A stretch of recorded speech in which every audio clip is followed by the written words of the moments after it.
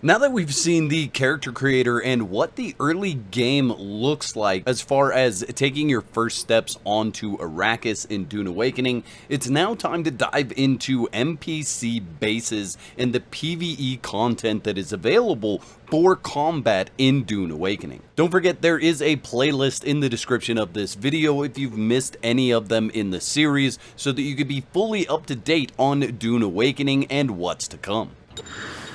With the world broken apart by the War of Assassins, there are NPC bases scattered all over Arrakis. We're switching to a different character now, one who's slightly more advanced, and he's using his binoculars to mark an NPC outpost. We're going to mark that. That marker will then appear on our compass, and you're able to approach them in any way you like. In this case, our character uses a Shiga claw combined with a suspensor belt to get up to high ground and approach the enemy base from above.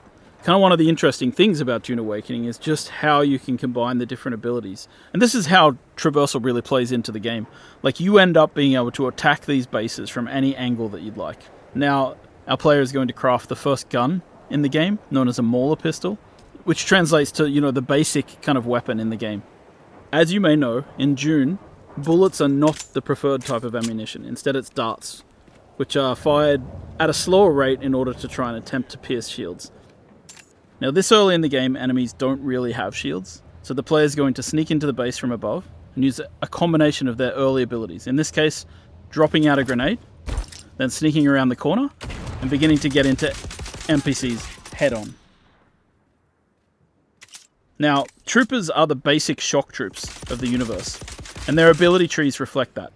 Grenades, Shiga claws for moving around, and of course, they're able to take down people with headshots. You can see how suspensor belts really allow you to change your approach to combat.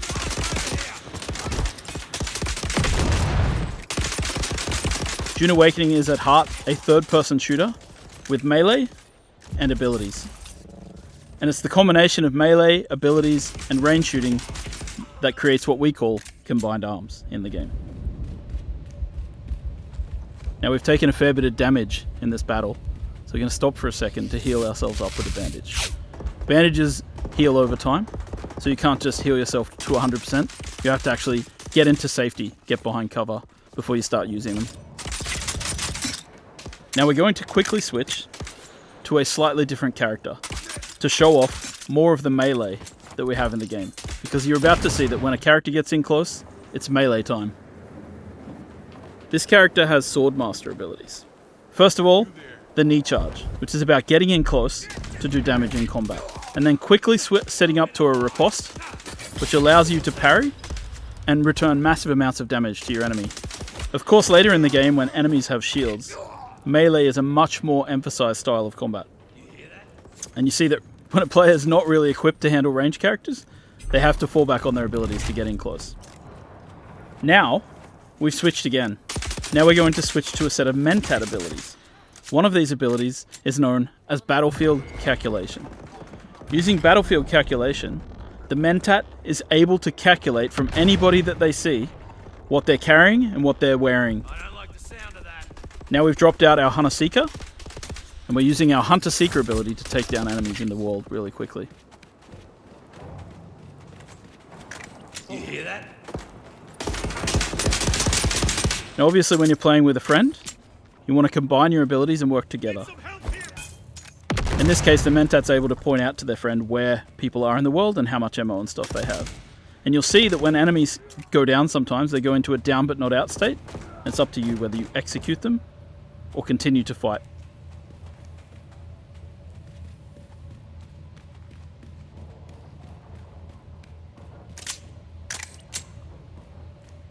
After a quick reload, it's back into the battle, with our friend coming from above and throwing out one more grenade.